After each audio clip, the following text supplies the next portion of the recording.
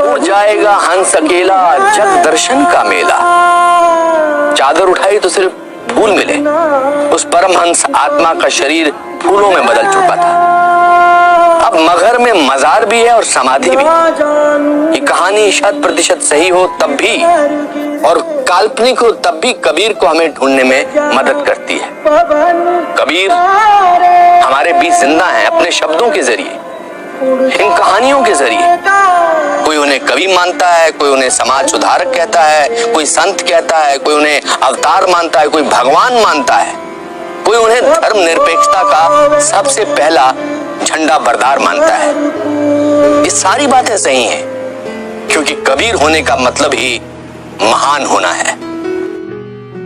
कबीरा खड़ा बाजार में मांगी सबकी खैर, ना काहू से दोस्ती ना काहू से बैर। हेलो फ्रेंड्स, मैं हूँ प्रिया और आज हम बात करेंगे ऐसे महान पुरुष की जिनका नाम पूरी दुनिया गर्व से लेती है, जिनके आने से संत प्रथा की शुरुआत हुई। जी हाँ, हम बात कर रहे हैं संत शिरोमणि कबीर साहिब की। बिना गुरु की कृपा से तो वो मार्ग है दूर। कौन थे संत कबीर जी? मात्र एक संत, कवि या इसके अलावा कुछ और भी? हम उनके जीवन से जुड़ी ऐसी बातों की जानकारी आप तक लेकर आए हैं जो शायद आपने कभी नहीं सुनी होगी। कबीर जी को कुछ लोग मात्र एक संत मानते हैं, कुछ समाज सुधारक मानते हैं और कुछ लोग कबीर जी को भगवान मानते हैं। कुछ उन्हें दास मानते हैं तो कुछ उन्हें स्वामी। चलिए कबीर साहिब जी के जीवन से जुड़ी रहस्यमय बातों पर आज चर्चा करते हैं। कबीर साहिब जी विक्रमी संवत 1455 को सुबह के समय काशी शहर में लहतारा तालाब के अंदर एक कमल के फूल पर प्रकट हुए थे और वहां से उन्हें निसंतान दंपति नीरू नीमा उठाकर घर ले आए थे और उनकी परवरिश अपनी संतान के रूप में करने लगे। आपको यह भी बता दें कि नीरू नीमा जी के पास पहले कोई भी संतान नहीं थी। उनको कबीर जी ही बालक के रूप में एक कमल के फूल पर मिले थे। कबीर जी के जीवन को लेकर भिन्न भिन्न मान्यताएं हैं। प्रचलित लोक मान्यताओं के मुताबिक कबीर को एक विधवा ब्राह्मणी ने जन्म दिया था। वो नवजात शिशु को लहरतारा तालाब के पास छोड़ गई। नीरू और नीमा नाम के मुसलमान जुलाहा दंपत्ति उस बालक को अपने घर उठा लाए और उन्होंने ही कबीर को पाला पोसा। कुछ कहते हैं कि वो विधवा ब्राह्मण की कोख से पैदा हुए और वो फेंक गई और उन्होंने उठा लिया। जो इंसान ने, शायद मेरा जहाँ तक ख्याल ये कहा कि वो विधवा ब्राह्मण की कोख से पैदा हुआ, तो उनको ये तो मालूम था कि विधवा ब्राह्मण की कोख से हुआ, तो उनको ये मालूम नहीं था कि वो विधवा ब्राह्मणी कौन थी। ये भी तो बता सकते थे लिखने वाले ने। लिखा लिखी में जो बात बनती है उसमें कहीं न कहीं गड़बड़ हो सकती है। कबीर पंथ की एक दूसरी धारा के मुताबिक कबीर लहरतारा तालाब में एक कमल के फूल पर बाल रूप में प्रकट हुए थे। वो अविगत अवतारी हैं। कबीर साहब इस लहरतारा तालाब में कमल पुष्प पर बाल स्वरूप में नीरू और नीमा को प्राप्त हुए थे। इसके लिए गरीब साहब की एक वाणी आती है इसके संबंध में। गगन मंडल से उतरे सतगुरु सत्य कबीर, जलज माहि पौड़न के सब पीरन के। इस विषय की सही जानकारी प्राप्त करने के लिए हमने कबीर साहिब जी की वाणियों से कुछ पड़ताल की, तो जो सामने निकल कर आया उसे सुनकर आप चौंक जाएंगे। कबीर जी ने अपनी वाणी में कहा है कि अवधु अविगत से चले आए, मेरा कोई भेद मरम नहीं पाए। ना मेरा जन्म न गर्भ बसेरा, बालक होए दिखलाए। काशी नगर जल कमल पर डेरा, ताहाँ जुलाहे को पाए। मात पिता मेरे कोई नाही, ना मेरे गृहदासी। जुल्हा का सुत आन कहाया, जगत करे मेरे हासी। कबीर जी ने अपनी वाणी में स्वयं कहा है, ना मेरा जन्म हुआ है, ना मेरे कोई माता पिता हैं और ना ही मेरी कोई दासी अर्थात पत्नी है। मुझे तो सरोवर में कमल के फूल पर जुलाहा दंपति ने पाया है, जिस कारण से दुनिया मुझ पर हंसती है। माना जाता है कि कबीर साहिब जब बालक रूप में थे तो उनकी परवरिश कुंवारी गायों के दूध से हुई थी। वैसे देखा जाए तो ऋग्वेद मंडल 9 सूक्त 1 मंत्र 9 में इस बात का प्रमाण मिलता है कि परमात्मा जब इस धरती पर आता है तो वह कुंवारी गायों का दूध पीता है। एक बार कबीर जी का नामकरण करने के लिए काजी आए। काजी धार्मिक पुस्तक कुरान के आधार पर नामकरण करने लगे और काजी ने जब कुरान खोली तो उस पुस्तक के सर्व अक्षर कबीर कबीर कबीर हो गए। उस समय कबीर जी ने स्वयं बोलकर कहा कि मेरा नाम इस कलयुग में कबीर ही प्रचलित होगा। जब कुछ दिनों का बच्चा बोल उठा तो काजी डर के मारे पुस्तक वहीं छोड़कर भाग गए। 5 वर्ष की आयु में कबीर जी 104 वर्षीय स्वामी रामानंद जी के शिष्य बने और मान्यता अनुसार कबीर साहिब जी ने स्वयं स्वामी रामानंद जी को अमरलोक का मार्ग बताया तथा अमरलोक के दर्शन भी करवाए।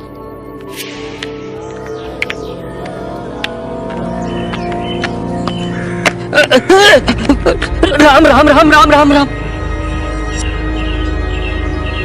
कौन कौन? राम राम। कबीर कबीर कबीर कबीर,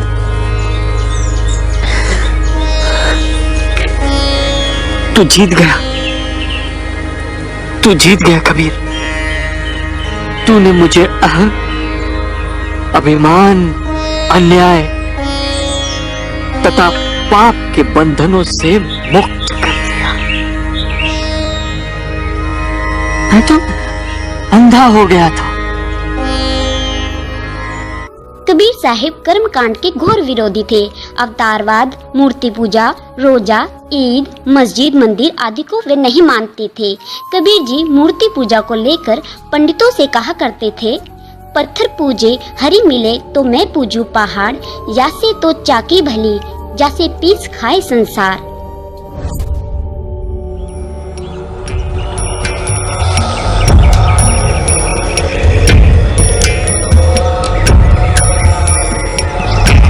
ओम गणेशूर्याय नमः।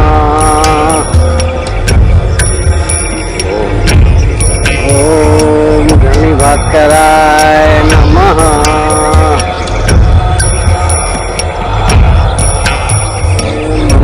पंडित जी, ऐसे नहाए कि का लाभ, जो मन का मैल ही न जाए। यूं तो मछली जल में सदा ही पड़ी रहती है, पर धोने से का बास चली जाती है। अरे जुलाहे, तुझे क्या पता शुद्ध होना और दूरी है ना, कहीं तुम्हारी परछाई पड़ गई तो हमें दोबारा नहाना पड़ेगा।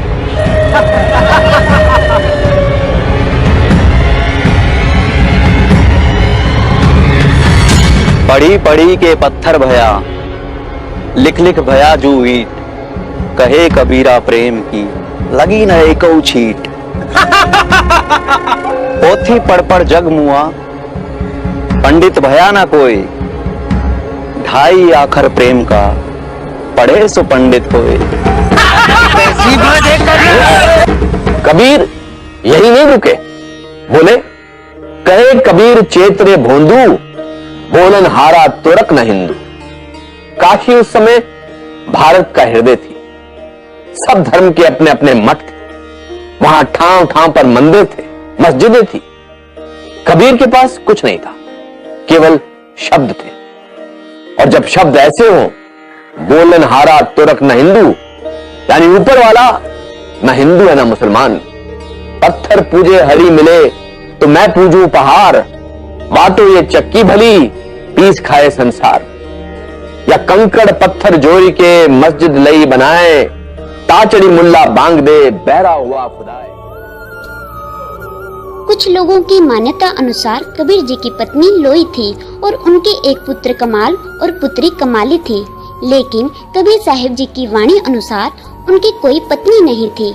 कबीर साहिब जी कहते हैं, मात पिता मेरे कुछ नाही, ना मेरे घर दासी, जुल्हा का सुत आन कहाया, ये जगत करे मेरी हासी।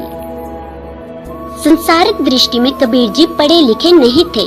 उन्होंने स्वयं भी कहा है, मसी कागज छुओ नहीं, कलम गई नहीं हाथ। लेकिन कबीर जी का ज्ञान वेदों शास्त्रों से भी आगे का था। वो शास्त्रों को न पढ़कर भी उसमें लिखा हर भेद जानते थे तथा उससे आगे की यथार्थ जानकारी भी बताया करते थे। कबीर जी जब बालक थे तभी से हिंदू मुस्लिम गुरुओं पर तीखे सवाल करने लगे थे। कबीर जी खुले मंच पर चले जाया करते थे। वहाँ पंडित ब्राह्मणों से कहते थे कि तुम दुनिया को मूर्ख बना रहे हो, तुम्हारी साधना तुम्हारे ही शास्त्रों से विपरीत है। और काजी को कहा करते थे, तुम मुल्ला अल्लाह का नाम लेकर बकरी गाय आदि को खाते हो, फिर कहते हो हमें बिस्त मिलेगा। तुमको उस अल्लाह के बारे में जानकारी नहीं है, जिस कारण काजी मुल्ला सब कबीर जी के विरोधी हो गए।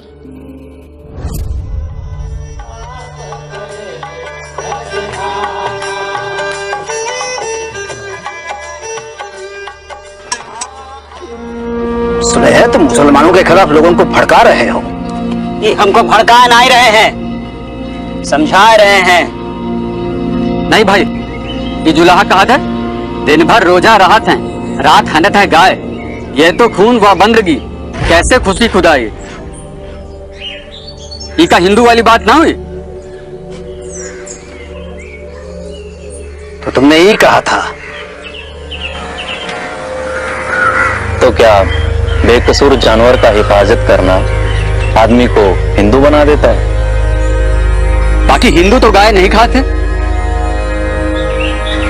ना खाएं तो तू वैष्णव है? नहीं। तो फिर क्या है तू? तो तू अल्लाह को भी नहीं मानता है? नहीं। फिर सुना तुम सबने, ना अपने को हिंदू कहता है, ना बौद्ध, पर मुसलमान की बुराई करता है। काजी के पास चलो। मजाल तो देखिए भाई, ये सब काफिर हैं।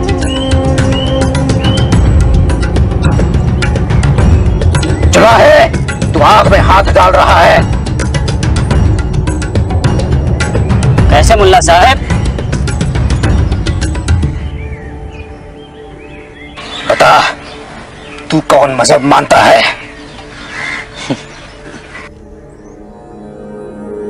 तुम भूले हुए हो। अगर भगवान ने तुम्हें अलग अलग सचमुच बनाया होता, हिंदू और मुसलमान को जन्म से अलग किया होता, तो मैं झूठा। बताओ, दुई जगदीश कहां ते आए, कहू कोने भरमाया। अल्लाह राम करीम केशव हरि, हजरत नाम धराया। गहना एक कनकते गहना, तामे भाव न दूजा। कहन सुनन को दुई कर घाते, एक निवाज एक पूजा। वही महादेव वही मोहम्मद, ब्रह्मा आदम कहिए। कोई हिंदू कोई तुरक कहावे, एक जमी पर रहिए। वेद किताब पढ़े व कुतबा, वे मौलाना वे पांडे। बिगत बिगत के नाम धरायो, एक माटी के भांडे। कह कबीर त दोनों भूले, रामहू किनहू न पाया।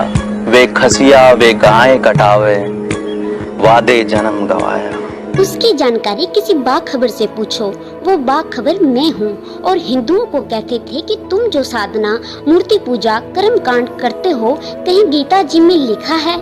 सब मौन धार लेते, परंतु सत्य स्वीकार नहीं करते। लोक लाज के कारण वो कबीर जी की बातों को झूठा साबित करने की कोशिश करते रहते। ऐसी व्यंग भरी वाणियों को सुनकर कबीर जी बाल्य अवस्था से ही हिंदू और मुसलमान धार्मिक गुरुओं की आंखों की किरकिरी बनने लगे और दुनिया वालों से कहते, ये कबीर झूठ बोल रहा है, कहीं नहीं लिखा हमारी साधना गलत है, ये झूठा और कपटी है। कबीर साहिब कहते थे, मैं झूठ नहीं बोल रहा, ये बात तुम्हारे कुरान के इस पृष्ठ पर लिखी है कि परमात्मा तो कोई और है। कबीर आज जीवित होते सौभाग्य से या संभवतः दुर्भाग्य से, तो अनेक जेलों में सड़ रहे होते, क्योंकि कबीर ने जिस तरह के सवाल उठाए, जिस तरह की गहरी चोट की, वो चोट आज तो किसी भी 10-12 लोगों की भावनाएं आहत हो जाती हैं और पुलिस कार्रवाई शुरू हो जाती है। एक बार मुसलमानों ने कबीर जी से दुखी होकर सभी मुसलमानों को इकट्ठा करके दिल्ली के बादशाह सिकंदर के पास चले गए और कहा कि ये कबीर काफिर है, हम मुसलमानों की बेइज्जती करता है। दिल्ली के राजा को भड़काया गया। राजा ने कबीर जी को राज दरबार में लाने का आदेश दिया। कबीर साहिब को सिकंदर राजा के पास लाया गया। सिकंदर राजा ने एक गाय के तलवार से 2 टुकड़े करवाए तथा कहा कि अगर तुम परमात्मा हो तो इस मृतक गाय को जीवित कर दो। उसी समय कबीर साहिब जी के हाथ स्पर्श करते ही वह गाय जीवित हो गई तथा दूध की बाल्टी भर दी और कहा कि गाय अपनी अम्मा है, इस पर छुरी न बा, गरीब दास घी दूध को सभी आत्म खाए। फिर प्रश्न यह उठता है कि अगर पत्नी नहीं थी तो पुत्र पुत्री कौन थे? कबीर पंथियों की मान्यताओं के अनुसार एक बार दिल्ली के राजा सिकंदर को जलन का भयंकर रोग हो गया। उसने सारे टूने टोटके करे, वेद को भी दिखाया, लेकिन कहीं से भी तिनके का आराम नहीं आया। तब काशी नरेश वीरदेव सिंह बघेल ने कहा कि आपका रोग निवारण कबीर साहिब के अतिरिक्त कोई भी नहीं कर सकता। सभी जगह से निराश राजा सिकंदर अंत में कबीर साहिब के पास उनकी कुटिया में रोग निवारण हेतु पहुँचे। कबीर जी वहाँ नहीं थे। कबीर साहिब के गुरु रामानंद जी उस कुटिया में बैठे थे। रामानंद जी ने राजा सिकंदर के मुसलमान होने के कारण उनके प्रति बहुत घृणा व्यक्त की, जिससे आहत होकर राजा सिकंदर ने रामानंद की गला काटकर हत्या कर दी। बाद में पश्चाताप करते हुए दोनों नरेश वहां से जाने लगे तो उन्हें कबीर साहिब रास्ते में मिले। दोनों नरेशों ने कबीर साहिब को दंडवत प्रणाम किया। कबीर साहिब के आशीर्वाद देने मात्र से सिकंदर लोदी के जलन का रोग तत्क्षण समाप्त हो गया। कबीर साहिब ने उनके आने का कारण पूछा। तब उन्होंने सभी वृतांत बताया तथा क्षमा याचना की। कबीर साहिब ने क्रोधित न होकर उनको मुस्कुराते हुए जवाब दिया कि कोई बात नहीं, यह तो पूर्वला संयोग था, होनी हुई सो हुई, चलो मेरे साथ। दोनों नरेश कबीर साहिब के पीछे पीछे वापस कुटिया में पहुँचे।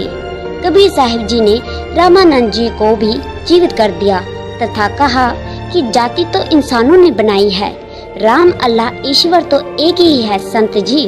इन बातों को सुनकर रामानंद जी शर्मिंदा हुए तथा आगे से ऐसा न करने की प्रतिज्ञा की। इस करिश्मे को देखकर राजा सिकंदर लोदी उन्हें अपने साथ दिल्ली में ले गया और सभी से कहा कि ये कबीर बाखबर है, अल्लाह की जात है। इन्होंने मेरा जलन का भयंकर रोग ठीक किया और मेरे सामने रामानंद को जीवित किया। इन बातों को सुनकर सिकंदर लोदी के धार्मिक गुरु शेख तकी को ईर्ष्या होने लगी। शेख तकी ने मुसलमानों को भड़काकर कबीर जी को 52 बार अलग अलग तरीके से कष्ट दिए, मगर इस सब के बावजूद कबीर साहिब का कुछ नहीं बिगाड़ पाए। कबीर साहिब द्वारा किए विभिन्न चमत्कारों को देखकर 64 लाख कबीर जी के शिष्य हुए थे। उस समय कबीर हर एक बात डंके की चोट पर कहा करते थे, जिस कारण हिंदू और मुस्लिम धार्मिक गुरु कबीर जी से ईर्ष्या रखते थे। वो सोचते थे अगर सभी कबीर के पास चले गए तो हमको दान कैसे मिलेगा। इसी कारण लोक लाज में उन धार्मिक गुरुओं का मकसद कबीर जी को खत्म करना था और कबीर जी को जनता के सामने हराना था। लेकिन कबीर खुद एक महान पुरुष थे, ना तो कोई भी उनको मारने में सफल हुआ, ना ही जनता के सामने हराने में। जब भी कबीर जी को हराने या मारने का प्रयास किया जाता तो कबीर कुछ न कुछ ऐसा कर दिखाते थे जिससे लोगों में उनके प्रति आस्था बनती थी, जिसके कारण 64 लाख लोग उनके शिष्य बन चुके थे। कबीर जी की दृढ़ मान्यता थी कि सद्भक्ति करने से ही जीव की गति होती है, किसी स्थान विशेष के कारण नहीं। अपनी इस मान्यता को सिद्ध करने के लिए अंत समय में वह मगहर चले गए, क्योंकि लोगों की मान्यता थी कि काशी में मरने पर स्वर्ग और मगहर में मरने पर नरक मिलता है।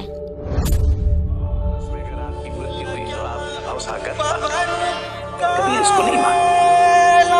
कबीर कहते हैं कि मैं मगहर जाके मरूं, क्योंकि अगर मेरे क्रियाकर्म ऐसे हैं कि मुझे मुक्ति नहीं मिल सकती तो सिर्फ गंगा में नहाने से कैसे मिल जाएगी। गंगा के तट पर मेरी चिता जले, इससे मुझे मुक्ति कैसे मिल जाएगी। तो वहां भी मरते दम तक वो जो लोकप्रिय धारणाएं हैं उनको चुनौती देती है। किंवदंती है वो ये है कि जब वो उनकी मृत्यु हुई तो उनके दो संप्रदायों में झगड़ा था। मुसलमान कहते थे कि कबीर हमारे हैं और हिंदू कहते थे कि हमारे हैं, तो दोनों ने झगड़ना शुरू किया। तो कहते हैं कि वो कबीर की जो शव था उस पर चादर, और बाद सुबह जब देखा दोनों लड़ते हुए संप्रदायों ने तो वहाँ कुछ फूल थे, उनका शव नहीं था। वहाँ फूल ही मिले, वो शरीर नहीं मिला। फूल मिले तो आधा फूल को हिंदुओं ने बांट लिया, आधा फूल को मुसलमानों ने बांट लिया। एक ने समाधि बना ली, एक ने मजार बना लिया। आज भी वो वहाँ पर प्रसिद्ध है। उड़ जाएगा हंस अकेला जग दर्शन का मेला। चादर उठाई तो सिर्फ फूल मिले। उस परमहंस आत्मा का शरीर फूलों में बदल चुका था। अब मगहर में मजार भी है और समाधि भी। ये कहानी 100% सही हो तब भी और काल्पनिक हो तब भी कबीर को हमें ढूंढने में मदद करती है। कबीर हमारे बीच जिंदा हैं अपने शब्दों के जरिए, इन कहानियों के जरिए। कोई उन्हें कवि मानता है, कोई उन्हें समाज सुधारक कहता है, कोई संत कहता है, कोई उन्हें अवतार मानता है, कोई भगवान मानता है, कोई उन्हें धर्म निरपेक्षता का सबसे पहला झंडा बरदार मानता है। ये सारी बातें सही हैं, क्योंकि कबीर होने का मतलब ही महान होना है।